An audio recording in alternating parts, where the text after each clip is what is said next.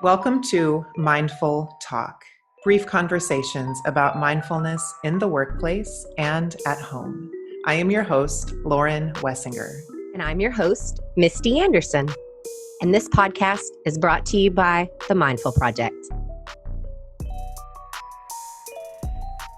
The Mindful Project helps you elevate the culture of your business by bringing mindfulness practice to you and your staff through in-person and virtual learning. Contact us through our website, themindfulproject.co, for more information. Welcome back to the podcast. We thought we would give you something a little bit different for this week's episode. The podcast today is a recording of a live stream meditation class from this week. It's about 15 minutes of lecture, 15 minutes of practice, and we hope you enjoy. So, a big warm official welcome to our second class of Mindful Holidays. Last time, 2 weeks ago, we talked about moving from expectation to observation, and that recording is available for you if you want to go back and watch it. And then the class for this evening is on moving from separation toward healing. And the topic tonight is on being in a family or being in a group of people, whether it's colleagues, friends, family, who have different worldviews than you do.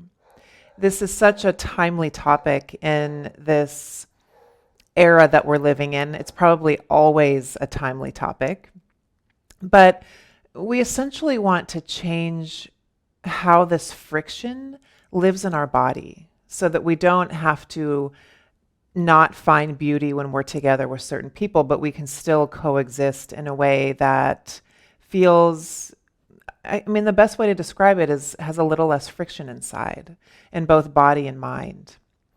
So a lot of these contemplative practices are ultimately for protection of our own mind. There's a lot of end goals with these practices, but many of them are for protection of our own mind, which initially sounds kind of self-serving, doesn't it? Like it sounds like it's all about me and just what I need and what I want. And however, we quickly begin to see that what we do for ourselves, we're actually doing for the rest of the world. What we do for ourselves, we're doing for our families, we're doing for our work, we're doing for healing wherever our area of service is. Because without these moments of, I'm going to call it selfish, but not in a bad way, we can't then turn around and be selfless. So we have to really tend to our own garden first. It's like putting on our own oxygen mask first, right? It's that same idea. We know the lens of anger and resentment. Like everybody knows how that feels. And we know the lens of compassion and healthy boundaries. And so as we move through this conversation tonight and the practice, know that it's going to help us see through a different lens. It's going to help us move from seeing through a lens of annoyance, anger, blame, shame, like all those wonderful feelings we get to experience as part of being human. And instead, maybe start to see through a softer lens, a different lens. The 14th principle of Buddhist psychology says that if we cling to our anger or our hatred, we will suffer. It is possible to respond to anything strongly, wisely, and compassionately without hatred. I love that one. And so, first and foremost, the desire has to be there to evolve this, right? There has to be a desire to want to change this situation, because without that, this conversation really wouldn't serve you, right? So you're here and you're listening because there's some kind of interest and some desire, I'm guessing, in really furthering the evolution of this conversation. It is a choice to stay angry and to stay gossipy. It's a choice to go higher than that. And I'm guessing because you're here tonight, like me, you want to go higher than that. I recently spent an evening with a Buddhist psychology teacher. with, meaning over Zoom. I watched a Zoom class of his. It was great. It was live stream. His name is Josh Korda, Korda, if you want to look him up. The name of the talk was Compulsive Behavior and Addiction Through the Lens of Early Buddhist Psychology. Just a little light listening for a Friday night. It was a really fascinating class. And what really landed with me was a question that a student actually asked at the end.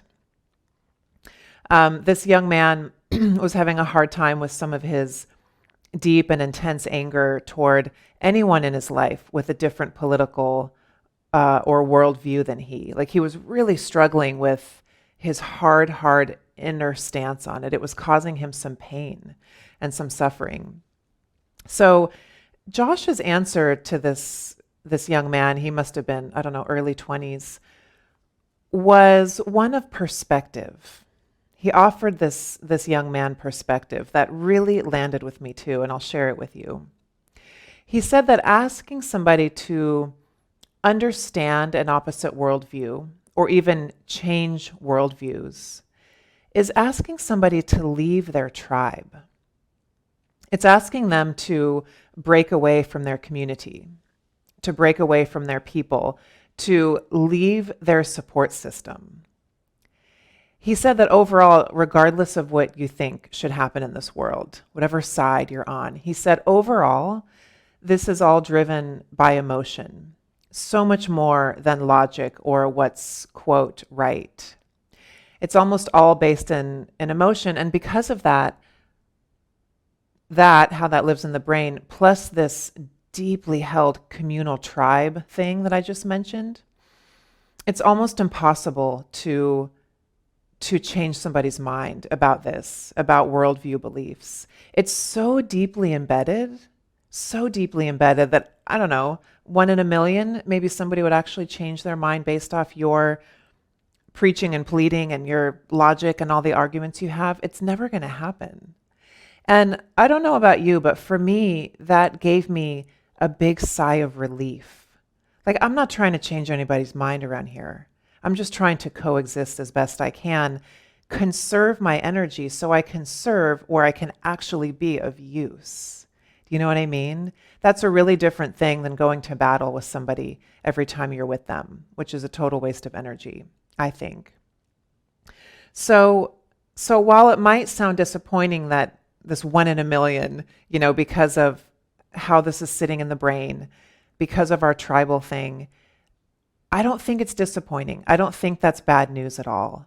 I think that knowing we can't change somebody is really good information, because who can we change, right? We can change ourselves. We can change ourselves. We can change how this thing lives in our body, how it lives in our mind and our nervous system.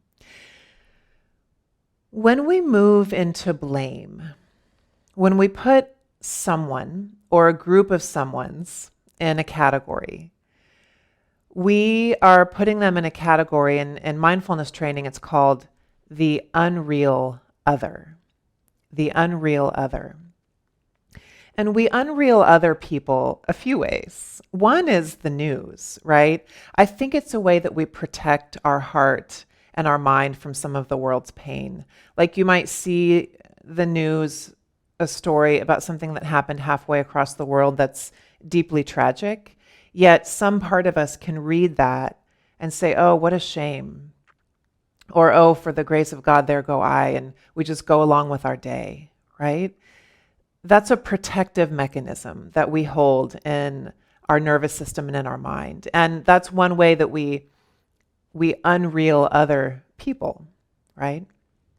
2 is the way in which we unreal other people who feel differently than us about politics, about religion, about race, about all the things that are frankly causing a lot of fires in this country. It's so easy to just look at that one thing and put that one person in a box based off of that. But we all know people are so much deeper than that. People are so much more complex than that. And so this idea of unreal other is is pretty juicy. It's pretty eye-opening. Unreal Other emerged in human neurobiology in service of survival. Like so much of how we operate today was developed in service of survival of the human species. So, for millions of years, our earliest ancestors lived in small and isolated groups. And so, anybody outside the group, we deemed a threat. We deemed not only a threat, but we deemed them inferior, basically not human. And it's how we learn to survive in familial groups and tribes. There's that word again, right? That's who we trusted, was who was around us at the time. So, and because of this perception in the brain, there was no hesitation to attack or kill people that we deemed outside our tribe, that we deemed unreal other. But then, 70,000 years ago, we entered a new age with a dramatic leap in communication, collaboration, brain development. It's when the prefrontal cortex, this front part of the brain, which among other things helps us regulate, it helps with empathy, compassion, mindfulness. This started to develop. And it continued to develop so that today we have a much stronger, denser, thicker prefrontal cortex than we ever have. Yet unreal other still persists, even though we have this different part of the brain that we've developed where we can essentially override unreal other now with compassion and reason and mindfulness. It still exists. It's still in there. It's still deep in the brain, in the survival part, the oldest part, and it keeps us stuck in racism, classism, war, oh my gosh, destruction of the earth, the trance of regression, like all the things that we struggle with. It's still there. It's not going away. And so it's not just these strangers in the news that become unreal to us. The more stressed, reactive, and divided we are as a people, the more even those who are close to us, who we consider really dear, can become unreal. When we see our worldview as superior to someone else's, we close ourselves off to the basic goodness of that person's humanity. We have elevated ourselves to some status inside our own mind that actually isn't really real. When we do that, we can numb ourselves to that person's hurts, to their fears, to their hopes, to their dreams. We lose our ability to respond with warmth and kindness. We lose that tender connection we might have had before with that person. We essentially revert back to that brain, that ancient brain function of millions of years ago where we deemed anyone outside our little tribe a threat to our lives. That is literally where we're going in the brain, although it looks different today because we're not allowed to attack people, right? Although it's happening in the news. All of this to say, my friends, each of us has the capacity, if we want to, through our evolved prefrontal cortex, it's front part of the brain, we can start to move through this insidious chronic resentment that so many people are living with today, through our practice, through this little bit of education about what's happening, why it's happening, letting ourselves off the hook for, oh, I have a human brain, I have human neurobiology, there's nothing wrong with me, and I'm interested in evolving this. We can, if we want to. So that was a lot tonight. Let's take a moment, take a couple deep breaths. And our practice tonight is one on loving kindness, and it's called seeing past the mask. Seeing past the mask. So get yourself settled for our sit this evening, or whenever you happen to be watching, if you're catching this later.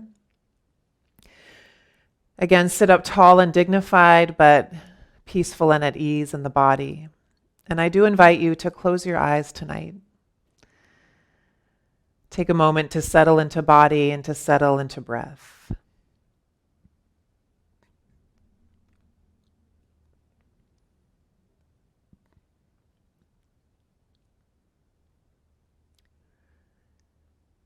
Whenever we recognize goodness, someone's basic human goodness, our own heart opens with loving kindness.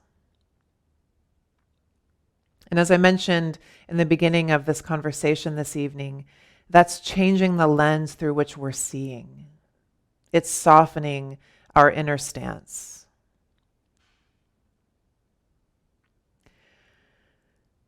On this next exhale, let go of any tension that you can in the shoulders, the hands, even the belly. And maybe you even feel a smile spread through your eyes.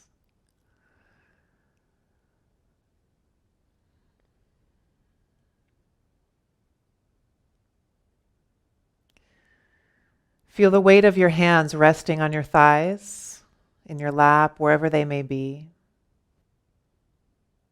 And feel the weight of your seat in the chair or on the cushion if you're seated. And again, take a breath in where you grow just a little bit taller, and with a slightly open mouth, release that breath.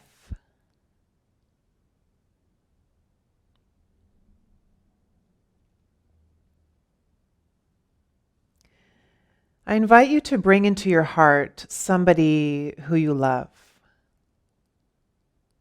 And take a moment to reflect on the qualities of this person that you most appreciate.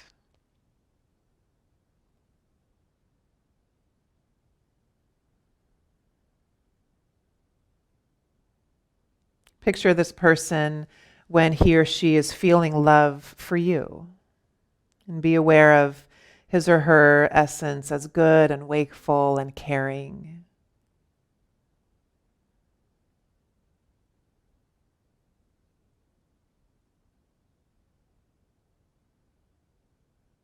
In your heart, feel appreciation for this dear one.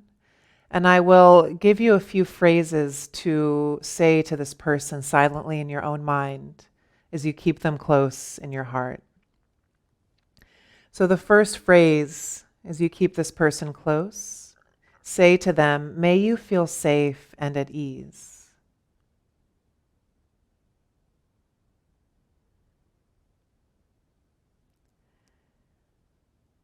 As you keep this person close or even visualize them, say to them silently, "May you be happy."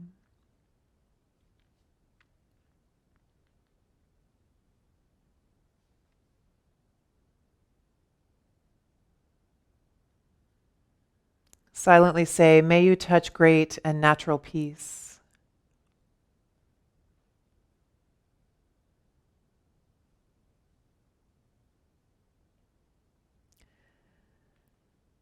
And silently say, "May you know the natural joy of being alive."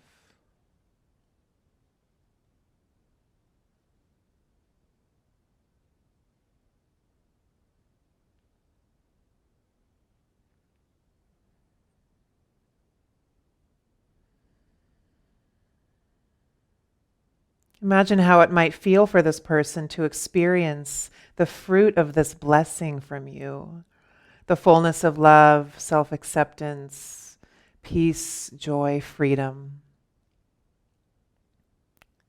Imagine them soaking it in.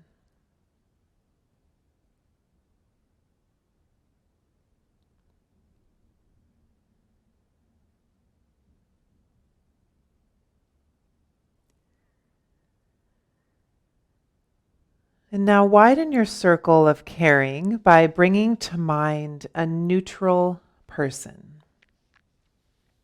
This could be somebody that you see regularly who you don't know very well.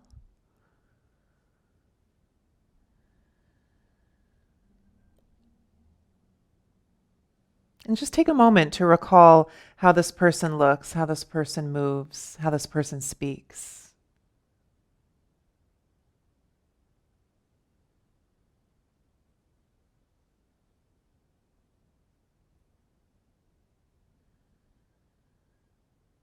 And then try to imagine him or her gazing at a beloved child, or perhaps struck by the beauty of a fresh snowfall, Or if it lands better, perhaps this person is laughing, they're relaxed, they're at ease.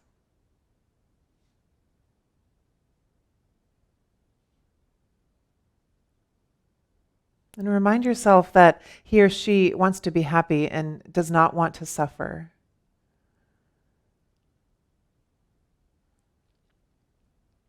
And so as this person comes alive for you, keep them close in your mind's eye and say to this person, may you feel safe and at ease.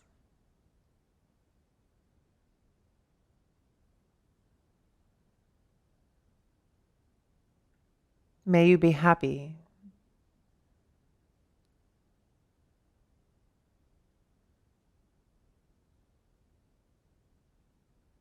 May you touch great and natural peace.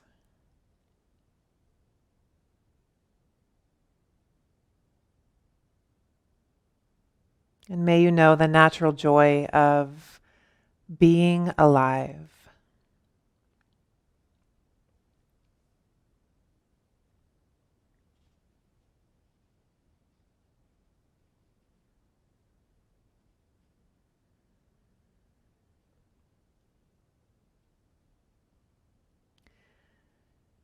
And now bring to mind someone with whom you have a difficult relationship.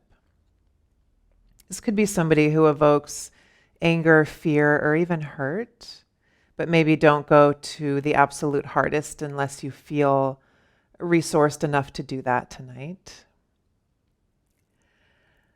And as you bring this person into your mind's eye, first take a moment to bring a kind and non-judging attention to your own feelings as you reflect on this person. A kind and non-judging attention to your own feelings.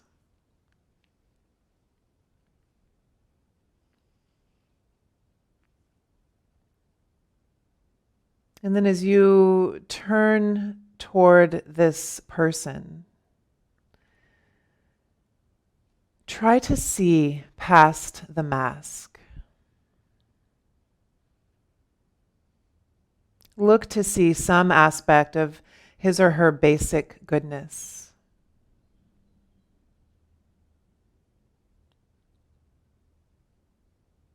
It may help to imagine this person as a young child, sleeping peacefully. And sometimes it helps to soften our hearts towards somebody to imagine them at the end of their life. That can be a softening experience.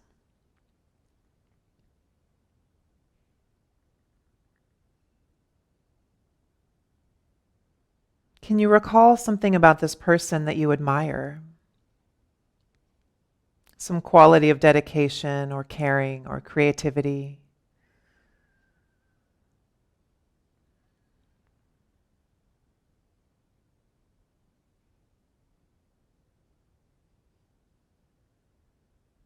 Even if it's difficult to recognize this person's goodness, remind yourself that all humans want to be happy.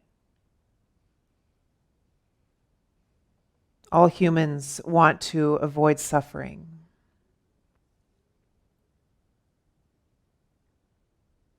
And remember that this person's life matters just as much as yours, and life matters to this person just as it does to you. And so holding him or her in a gentle attention, begin offering the phrases of loving kindness, starting with, may you feel safe and at ease.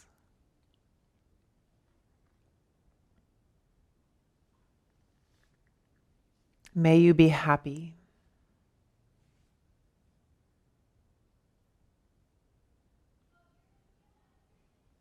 May you touch great and natural peace.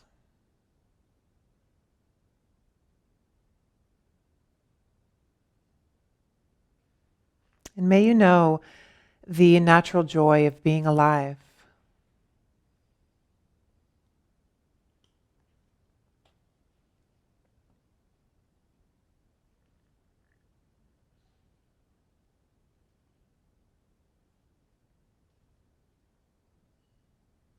Inhale deeply for yourself.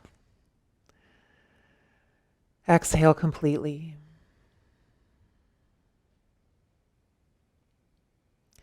Next, imagine that you are bringing together all those you have just prayed for. A dear person, a neutral person, a difficult one, and take this moment now to include yourself, honoring the goodness and sincerity that you've brought to this meditation today.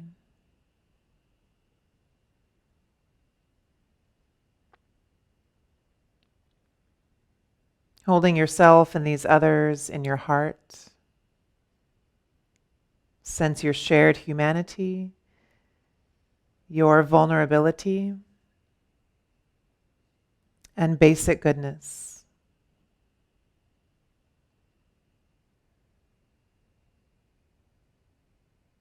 Send prayers of loving kindness to the four of you at once, recognizing that you are, in fact, in this together.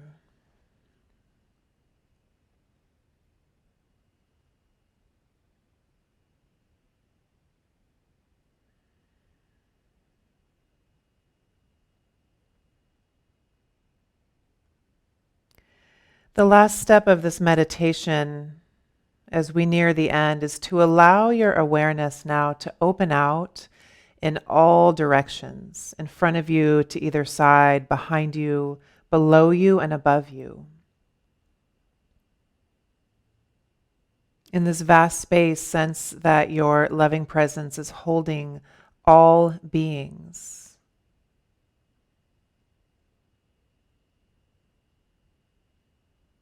The wild creatures that fly and swim and run across fields, the dogs and cats that live in our homes,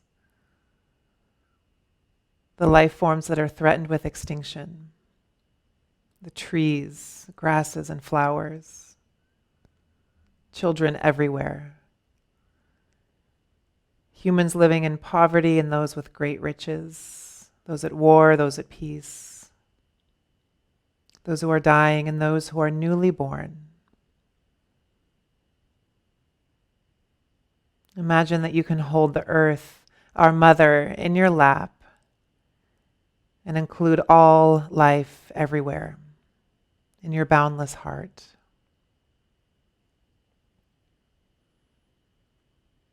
In closing, aware of the goodness inherent in all living beings, we'll offer these four phrases. May you feel safe and at ease.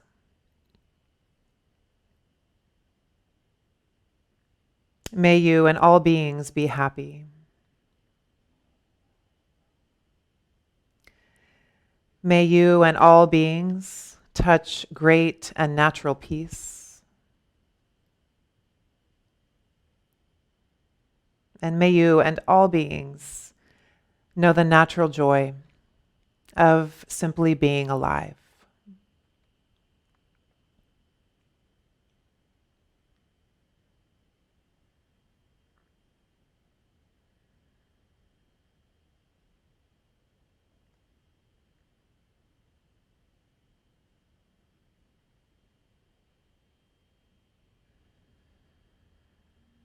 Anytime you need to generate goodwill from your own heart and send it out, simply the phrase, may you be well, is enough. You can use that tool anytime you need to soften your inner landscape, soften the lens through which you're seeing, soften your own defended heart. May you be happy. May you be well. May you be peaceful.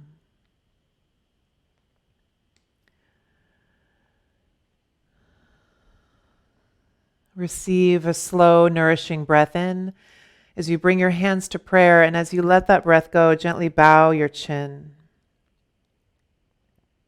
This practice was a big one tonight, and so I encourage you to listen to it again and practice the meditation again. You can separate it into lecture and meditation and skip one or the other. But I really am so grateful for your presence in this work. And I will see you. I believe our next session is next week, but you'll check the calendar. Much love to you and many thanks. Have a great evening.